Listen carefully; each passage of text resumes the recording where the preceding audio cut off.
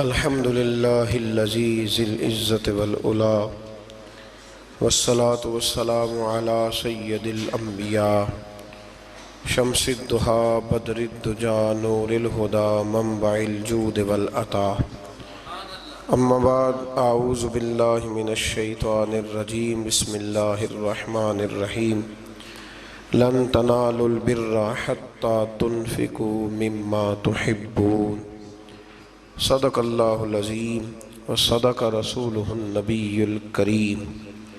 درود پاک پڑھیے۔ الصلاۃ والسلام علیک یا سیدی یا رسول اللہ وعلی آلک واصحابک یا سیدی یا حبیب اللہ۔ اللہم صلی علی سیدنا و مولانا محمد معدن الجود والکرم وآلہ وصحبہ وبارک وسلم۔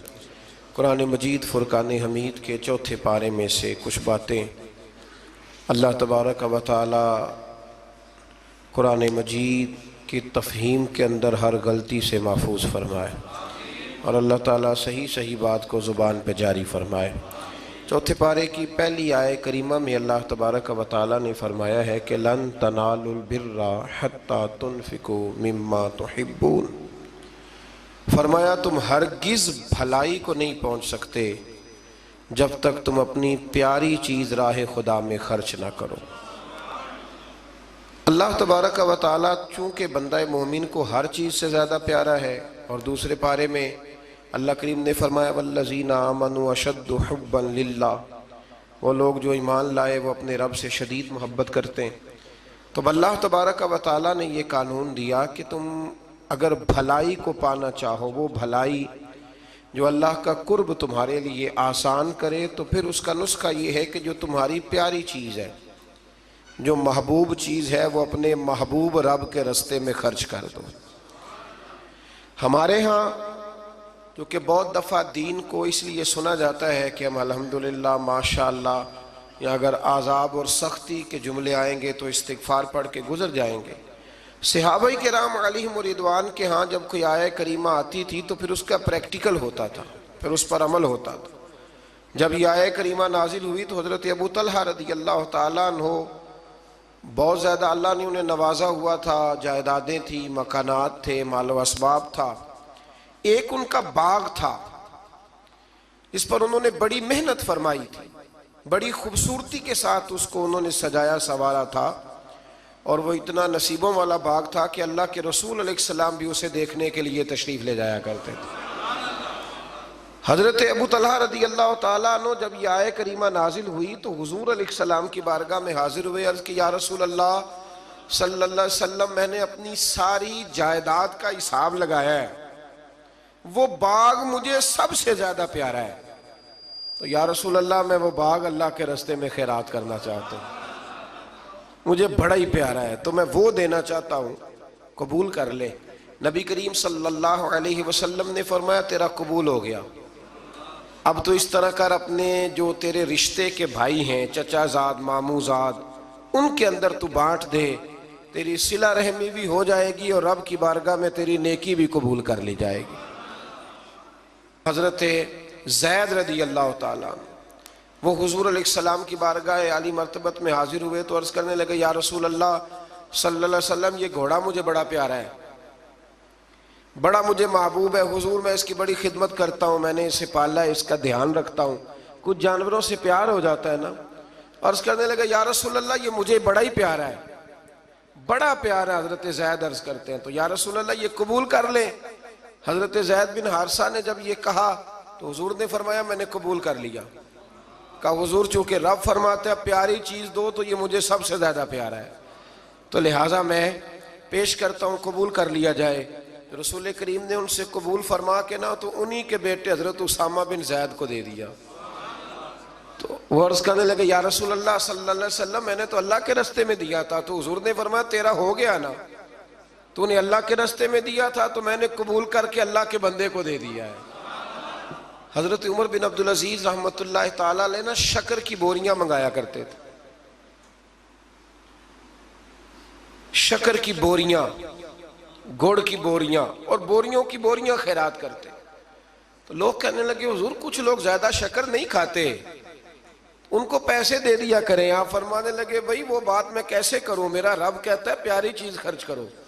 مجھے شکر بڑی پیاری ہے, مجھے تو روٹی نہ ملے 3 ٹائم تو میں شکر پہ ہی گزارا کر سکتا ہوں, تو وہ چیز اللہ کے راستے میں دوں گا جو مجھے بڑی پیاری ہے, بڑی محبوب ہے, جس کی مجھے بڑی چاہت ہے.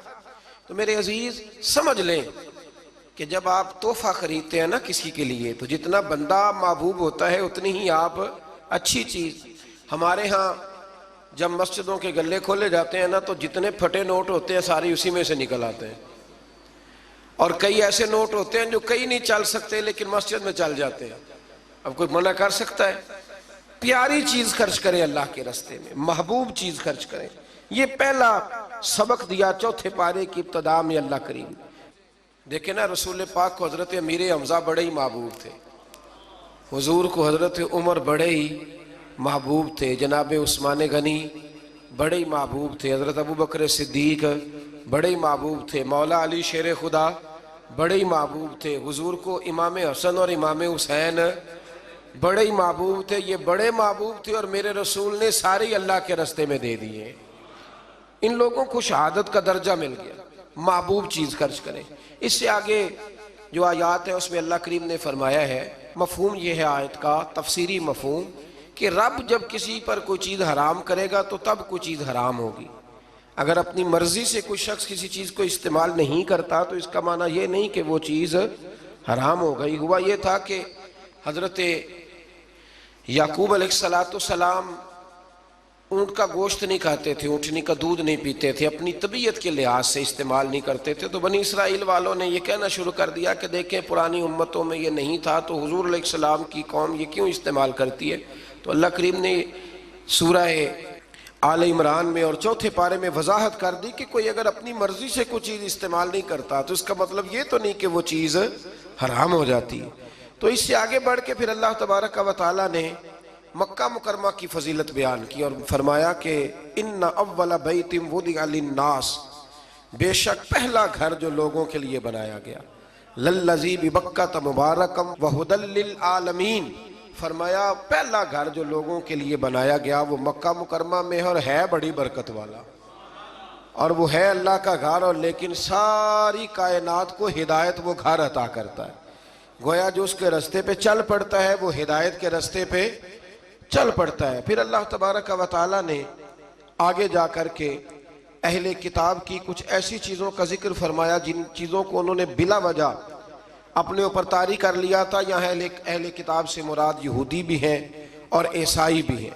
پہلے سے دوسرے رکوع میں اللہ تبارک و تعالیٰ نے امت مسلمہ کو یہ حکم دیا ہے کہ کلمہ پڑھا ہے تو اب مرتے دم تک مسلمان ہی رہنا, اور اللہ سے ڈرنا تو اتنا ڈرنا کہ جتنا ڈرنے کا حق ہے, اور آخری دم تک تم نے مسلمان رہنا ہے. اور پھر اسی رکوع میں اللہ کریم نے حکم دیا کہ تم اللہ کی مضبوط رسی کو پکڑ لو, وَاعْتَصِمُوا بِحَبْلِ اللَّهِ, اللہ کی مضبوط رسی کو پکڑ لو اور جماعتوں میں تقسیم نہ ہو جانا, الگ الگ گروہ نہ بنانا.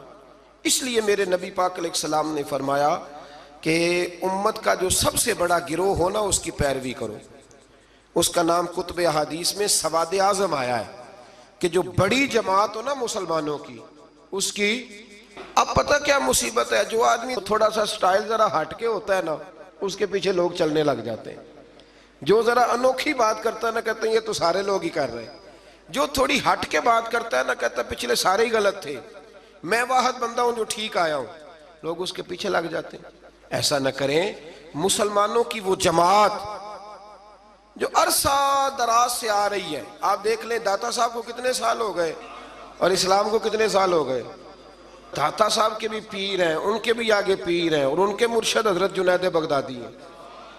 پھر بات کہاں تک آگے جاتی ہے تو آپ یہ غور فرمائیں کہ اس رسی کو تھامیں جس پر شروع سے لے کر مسلمانوں کا طریقہ چلا آ رہا ہے. قرآن مجید کی اسی پارے میں اللہ کریم نے ایک اور مضمون کو بڑے انوکھے رنگ میں بیان کیا ہے. فرمایا قیامت کے دن کچھ منہ کالے ہوں گے اور کچھ سفید ہوں گے, کچھ چہرے چمک رہے ہوں گے اور کچھ چہرے کالے سیاہ ہوں گے. یہ کالے وہ ہوں گے جو ایمان لانے کے باوجود کفر کرتے رہے. اسی آیت میں اللہ نے وضاحت کر دی اور فرمایا یہ جن کے منہ سفید ہوں گے نا، یہ قیامت کے دن جن کے چہرے روشن ہوں گے، یہ وہ لوگ ہیں جنہیں اللہ اپنی رحمت عطا فرمائے گا۔ یہاں بڑی باتیں مفسرین نے کی ہیں کہ یہ کچھ چہرے کالے ہوں گے، کچھ سیاہ ہوں گے، اس کا معنی کیا ہے؟ مفسرین کرام ایک پورے گروہ نے، ایک پوری جماعت نے ذکر فرمایا ہے کہ دنیا میں نا کچھ چیزیں دلوں میں چھپی ہوئی ہیں جو ظاہر نہیں ہو رہی، قیامت میں ظاہر ہو جائیں گی۔ دلوں میں چھپی ہوئی ہیں، قیامت کے دن وہ چیزیں ظاہر ہو جائیں گی۔ اگر دلوں میں ایمان چھپا ہے تو قیامت کے دن چہرے چمکنے شروع ہو جائیں گے، اور اگر دلوں میں نفاق چھپایا نا لوگوں نے، سامنے کچھ کہتے ہیں اور پیٹھ کے پیچھے کچھ اور کہتے ہیں، تو وہ بھی قیامت کے دن نمایاں ہو جائے گا۔ چہروں میں بڑا کچھ ہوتا ہے، چہروں کے اندر بڑا کچھ ہوتا ہے۔ حضرت سلطان باؤ رحمۃ اللہ تعالیٰ علیہ ارشاد فرمایا کرتے تھے کہ دل کالے نالو منہ کالا چنگا جے کوئی رمز پچھانے۔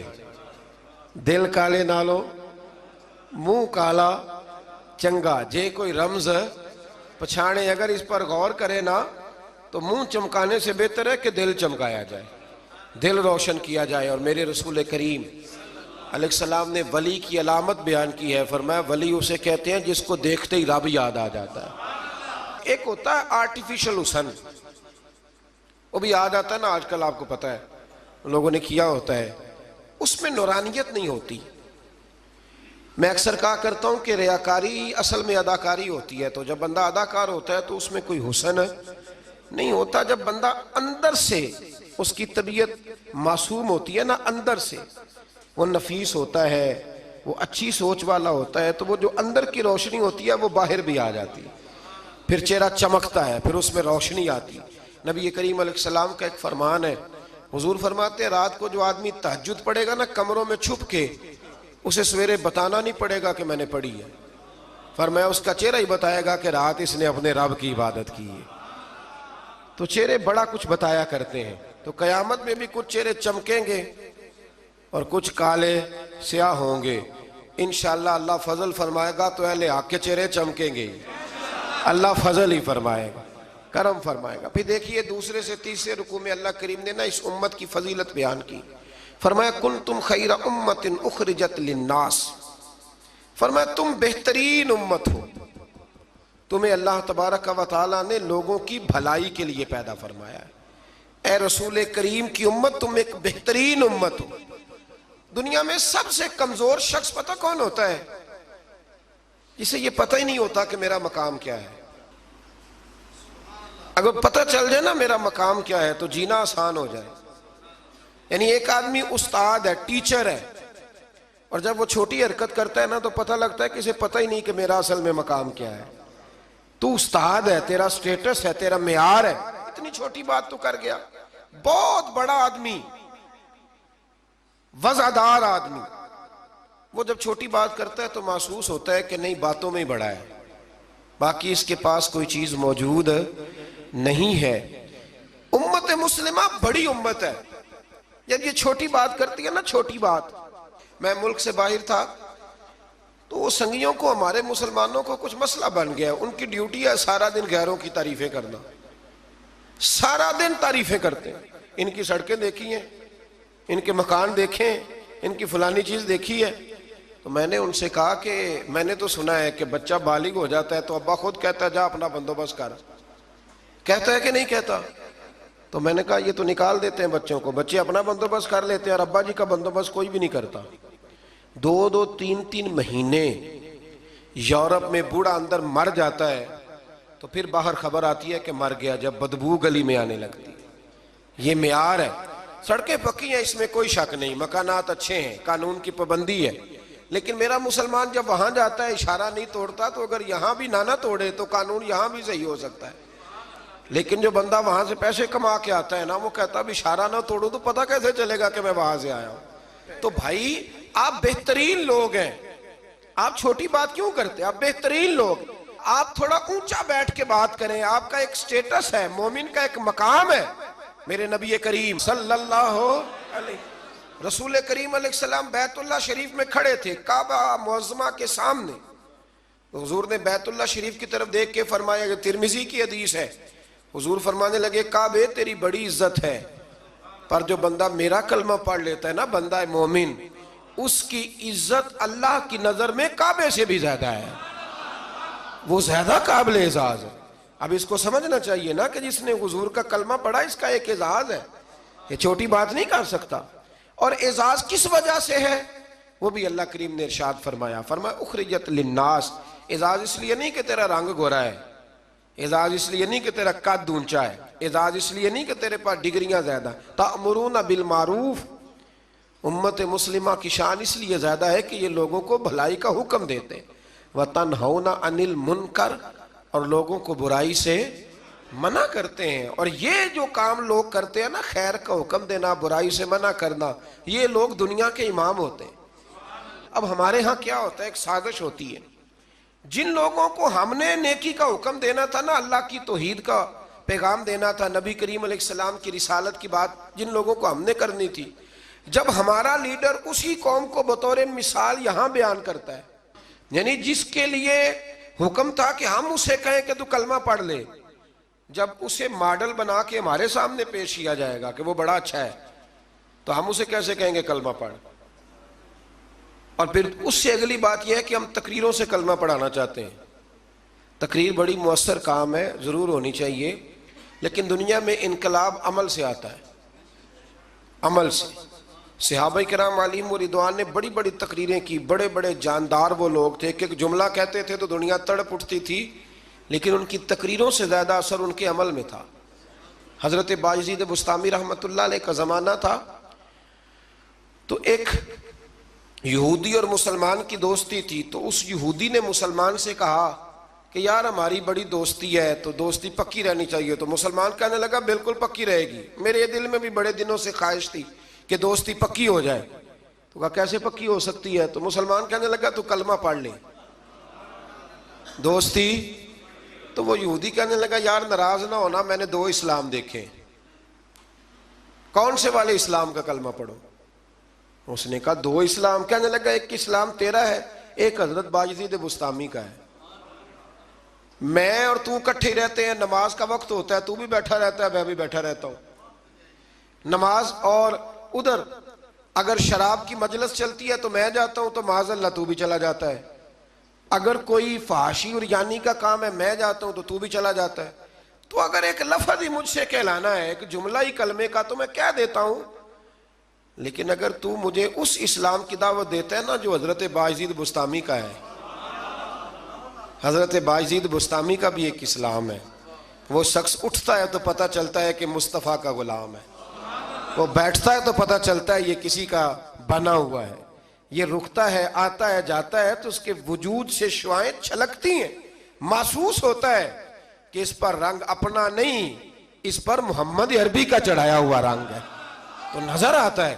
تو اگر وہ والا اسلام ہے تو میں قبول کرنے کو تیار ہوں، مجھے پڑھاؤ کلمہ۔ دیکھیں نا، ایک شخص سے میں نے کہا کہ تو سر پہ پگڑی باندھ لے، اور میں نے باندھی نہیں ہوئی، تو فوراً اس کے دل میں خیال آئے گا کہ اگر اتنی اچھی ہوتی تو آپ بھی تو باندھتے نا۔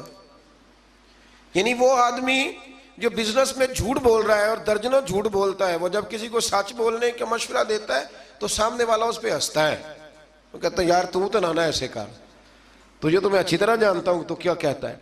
تو اللہ تبارک و تعالیٰ نے اس آیہ کریمہ میں ہمیں سمجھایا ہے، ارشاد فرمایا جا رہا ہے کہ تم بہترین امت اس لیے ہو کہ لوگوں کو بھلائی کا حکم دیتے ہو اور برائی سے روکتے ہو، منع کرتے ہو۔ اللہ تعالیٰ ہمیں سمجھنے کی توفیق عطا فرمائے۔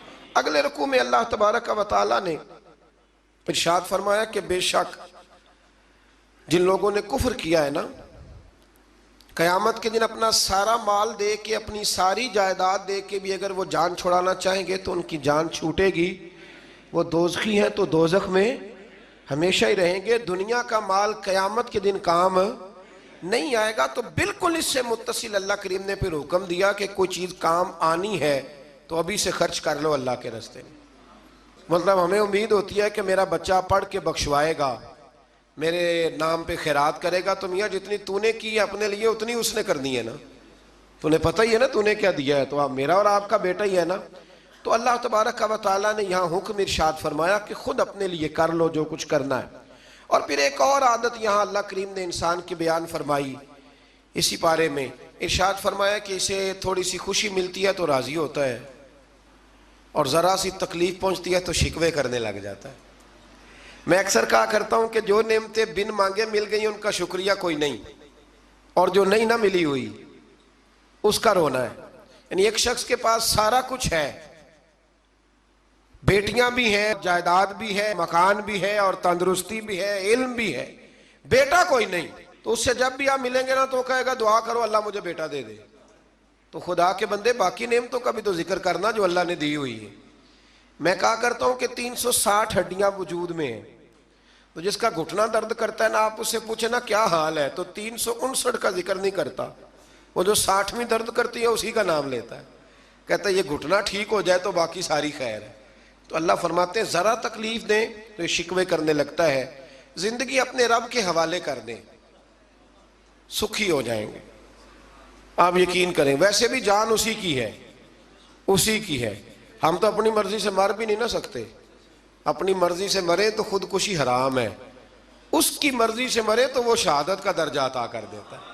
وہ کہتے تم مار ہی نہیں سکتے چونکہ مرے جو میری مرضی سے ہو، لہٰذا اس کے سپرد کر دیں. آگے اللہ تبارک و تعالیٰ نے نا جنگ احد میں مسلمانوں کے ساتھ جو معاملہ پیش آیا نا، بظاہر مسلمان تھوڑا سا پیچھے ہٹے، کفر کو وقتی طور پر غلبہ ملا. یہ ذرا تھوڑے تھوڑے مسلمانوں کے حالات خراب ہوتے ہیں تو لوگ پریشان ہو، شاید یہ ہمیشہ کے لیے.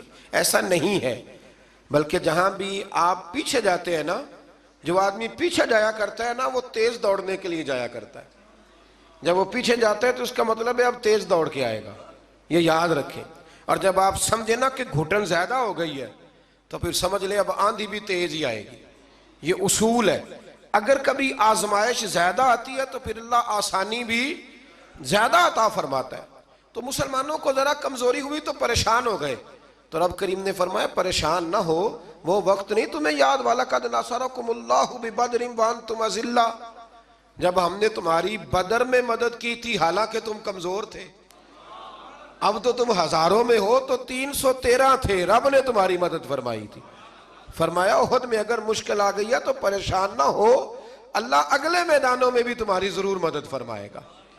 پھر اسی پارے میں اللہ کریم نے نا دوڑنے کا حکم دیا ہے. فرمایا دوڑو. کس طرف؟ فرمایا وَسَارِعُوا إِلَىٰ مَغْفِرَةٍ مِّن رَبِّكُمْ، دوڑو دوڑو دوڑو اپنے رب کی بخشش کی طرف دوڑو. اور کدھر دوڑو؟ فرمایا وَجَنَّةٍ أَرْضُهَا السَّمَاوَاتُ وَالْأَرْضُ، اس جنت کی طرف دوڑو جس کی صرف چوڑائی زمین اور آسمان کے برابر ہے. اللہ کریم نے چوڑائی بتا دی. فرمایا جنت کی چوڑائی اتنی ہے جتنے زمین و آسمان ہے. تمہیں چوڑائی بتا دیا، باقی لمبائی کا حساب کرتے رہنا. اور میرے رسول کریم علیہ السلام نے تو جنت کا مضمون سمیٹا تو حضور نے جملوں میں حادی کر دی. بڑی نعمتیں بیان کر کے نا، بڑی نعمتیں بیان کر کے حضور فرمانے لگے اللہ نے تمہارے لیے بڑا کچھ بنایا ہے، اور اتنا کچھ بنایا ہے نہ کسی آنکھ نے دیکھا، نہ کسی کان نے سنا، اور نہ تمہارے دل پہ کبھی خیال ہی گزرا ہوگا، جو نعمتیں رب نے تمہارے لیے جنت میں تیار کی ہوئی. تو اس میں اللہ تبارک و تعالیٰ نے اس بات کی طرف بھی ذکر فرمایا. پھر اسی پارے کے اندر اللہ کریم نے غصہ پینے والوں کو اور معاف کرنے والوں کو کہا کہ یہ وہ والی نیکی ہے جو اللہ کو بڑی پسند ہے. ہمارے زمانے میں غصہ پینے والی عمر آتی کوئی نہیں. چھوٹی عمر میں کہتے ہیں بچہ اس لیے ضدی ہے، جوان ہو جائے تو کہتے ہیں خون گرم ہے، بوڑھا ہو جائے تو کہتے ہیں انہوں نے پتہ ہی نہیں لگتا. تو بھائی یہ بتائیں پھر درگزر کی عمر کون سی ہے؟ بچہ تھا تو ضدی تھا، جوان تھا تو خون گرم تھا، بوڑھا ہو گیا تو اب چڑچڑا ہو گیا ہے. تو بھائی معاف کرنے کی عمر کون سی ہے؟ میرے رسول کریم علیہ السلام نے زندگی میں دکھ زیادہ دیکھے. حضور فرماتے ہیں جتنا مجھے ستایا گیا کسی کو نہیں ستایا گیا. حضرت جابر ابن عبداللہ فرماتے ہیں میں نے اپنے محبوب کو جب بھی دیکھا مسکراتے ہی دیکھا اور معاف کرتے ہی دیکھا. تو مہربانی فرمائیں والکاظمین الغیظ والعافین عن الناس، غصہ پینے والے لوگوں کو معاف کرنے والے. واللہ یحب المحسنین، فرمایا یہ وہ نیکوکار ہے جن سے اللہ محبت فرماتا ہے. غصہ پینے والوں اور معاف کرنے والوں سے اللہ محبت فرماتا ہے. پھر آگے انہی آیات کے اندر اللہ تبارک و تعالیٰ نے مسلمانوں کو یہ حکم دیا ہے کہ جب تم سے کوئی غلطی ہو جائے، جب تم بھول جاؤ، تو پھر تم اپنے رب کی بارگاہ میں معافی مانگو، اور جب تم معافی مانگو گے اللہ تبارک و تعالیٰ اپنے فضل سے تمہیں معاف فرما دے گا۔ پھر اللہ تبارک و تعالیٰ نے بڑی شرح و بسط کے ساتھ اس بات کا ذکر فرمایا، تفصیل کے ساتھ۔ احد کے اندر جب لوگ پریشان ہوئے تھے تو وہ شدید آزمائش کا شکار تھے، تو مالک کریم نے انہیں تسلی دی، فرمایا یہ تمہاری آزمائش وقتی ہے، آنے والے وقت میں اللہ تمہیں کامیابیاں ہی عطا فرمائے گا۔ احد کے بعد پھر جتنا بھی جہاد ہوا سب میں میرے رب نے کامیابیاں ہی عطا فرمائی۔ پھر اسی پارے میں اللہ تبارک و تعالیٰ نے آیت نمبر 159 کے اندر رب کریم نے نبی کریم علیہ السلام کی سیرت کا ایک خاص پہلو بیان فرمایا ہے، حضور کی سیرت کا، زندگی کا ایک خاص عنصر بیان کیا، اور اللہ کریم نے فرمایا محبوب اللہ کی کیسی رحمت ہوئی کہ آپ اپنے غلاموں کے لیے نرم دل ہو گئے۔ یہ اللہ تعالیٰ کی کیسی رحمت من اللہ لنت لہم، آپ ان کے لیے نرم دل ہو گئے۔ وَلَوْ كُنْتَ فَظًّا غَلِيظَ الْقَلْبِ، اگر آپ سخت دل ہوتے یا سخت مزاج ہوتے، لَانْفَضُّوا مِنْ حَوْلِكَ، تو یہ آپ کے پاس سے بکھر جاتے، یہ بیچارے آپ کے پاس پھر بیٹھ سکتے۔ یہ سخت مزاج جو آدمی ہوتا ہے اس کے پاس لوگوں کا جمع غفیر نہیں ہوتا، اس کے پاس سے لوگ ٹوٹنے لگ جاتے۔ اچھا وہ اور چکر میں پڑ جاتا، کہتا دیکھا میرا روب، کوئی میرے پاس نہیں بیٹھتا، کسی کی جرت ہے میرے پاس بیٹھے؟ میں نے کہا روب نہیں جناب، آپ مان کیوں نہیں لیتے کہ آپ اخلاقی طور پہ بڑے کمزور ہیں؟ آپ کے اپنے بچے بھی، میں ابا جی کو جانتا ہوں، کئیوں کو جو گھر جاتے ہیں تو بچے چھپتے ہیں اور تسبیح پڑھتے ہیں کہ ابا جی واپس کب جائیں گے گھر سے۔ تو یہ کوئی معیار ہے؟ رسول کریم صلی اللہ تعالیٰ علیہ وسلم کی طبیعت کے اندر وہ خاصیت تھی کہ ہر چھوٹا بڑا میرے محبوب کی بارگاہ میں جا کے اپنا دکھڑا سنا لیا کرتا۔ حضور معاف کرتے تھے، نبی پاک محبت فرماتے تھے، تو اپنی زندگی کے اندر وہ سارے معاملات پیدا کریں۔ ہم خوابوں کی دنیا میں زندہ رہتے ہیں کہ چلو ٹھیک ہے جی میرا بڑا روب چل رہا ہے، کوئی آدمی میرے قریب نہیں بیٹھتا، تو یہ کوئی کمال نہیں۔ نبی پاک علیہ السلام کی سیرت کا کمال یہ ہے کہ حضور تک رسائی آسان تھی، ہر آدمی اپنی بات بڑی آسانی کے ساتھ حبیب کریم کی بارگاہ میں عرض کر لیتا تھا۔ ایک آیت ہے جی جو آپ نے بڑی ضروری یاد رکھنی ہے، یہ آیت نمبر 179 ہے، اس پر آپ نے ضرور توجہ کرنی ہے، ضرور غور کرنا ہے۔ ایک چھوٹا سا مسئلہ لوگ بڑا اس کو الجھا دیتے ہیں، اللہ کریم نے اس آیت کریمہ میں اس کا بھی بیان فرمایا ہے۔ اسی پارے میں سورہ آل عمران میں فرمایا وَمَا كَانَ اللَّهُ لِيُطْلِعَكُمْ عَلَى الْغَيْبِ وَلَكِنَّ اللَّهَ يَجْتَبِي مِن رُّسُلِهِ مَن يَشَاءُ، فرمایا اللہ کی یہ شان نہیں کہ عام لوگوں کو غیب کا علم دے، لیکن اپنے رسولوں میں سے جسے چاہتا ہے اسے چن لیتا ہے۔ عام لوگوں کو اللہ اپنے غیب پر مطلع کرتا، لیکن اپنے رسولوں میں سے جسے چاہتا ہے اسے، یہ ایک سورہ آل عمران ہے، کوئی کسی تفسیر میں آپ نہ جائیں، سادہ ترجمہ کسی کا کیا ہوا پڑھ لیں۔ عام لوگوں کو اللہ غیب پر اطلاع دیتا نہیں، لیکن اپنے رسولوں میں سے جس کو چاہتا ہے اسے چن لیتا۔ حضرت عمر فاروق فرماتے ہیں رسول کریم کے علم پر کچھ منافقین نے اعتراض کیا کہ ہم پیچھے نمازیں پڑھتے ہیں، انہیں ہمارا علم نہیں، تو کہتے ہیں نبی کریم منبر پر بیٹھے فجر کے بعد، تو فرمایا پوچھو کیا پوچھنا ہے۔ حضور نے اتنا بیان کیا کہ ظہر کی نماز ہو گئی، پھر زور پڑھ کے حضور دوبارہ منبر پر بیٹھے، اتنا بیان کیا کہ عصر ہو گئی، پھر عصر پڑھ کے حضور منبر پر بیٹھے، اتنی باتیں بیان کی کہ مغرب ہو گئی۔ حضرت عمر کہتے ہیں حضور نے ہمیں اتنی باتیں بتائیں کہ جہنمی جہنم میں چلے گئے، جنتی جنت میں چلے گئے۔ اور حضور پھر بیان کرتے ہے کوئی پوچھنے والا تو پوچھو مجھ سے کیا پوچھنا چاہتے ہو۔ ہمارے استاد تھے، شیخ تھے علامہ تحسین رضا صاحب بریلی شریف میں، انہوں نے ایک قطعہ کہا تھا بڑا شاندار، کہنے لگے علم غیب رسول کے منکر اس حقیقت کو بھول جاتے ہیں، غیب مانا کہ راز ہے لیکن راز اپنوں سے کب چھپاتے ہیں۔ اور اعلیٰ حضرت نے تو قلم توڑ دیے، فرمانے لگے اور کوئی غیب تم سے نہا ہو بھلا جب خدا ہی نہ چھپا رہا، جو سب سے بڑا غیب ہے جب نبی پاک نے اسے ہی دیکھ لیا ہے تو پیچھے کیا رہ گیا۔ تو اس لیے اس آیت کریمہ میں اللہ کریم نے اس مسئلے کو حل فرما دیا۔ ہاں ایک بات ضرور ہے، اس پر ضرور آپ حضرات توجہ کریں کہ اللہ کے انبیاء کی اور نبی کریم علیہ السلام کی بھی کوئی چیز بھی، کوئی طاقت بھی ذاتی نہیں، جو بھی ہے اللہ کا عطا کرتا ہے۔ کوئی چیز بھی ذاتی، علم غیب بھی ذاتی نہیں، اللہ کا دیا ہوا ہے۔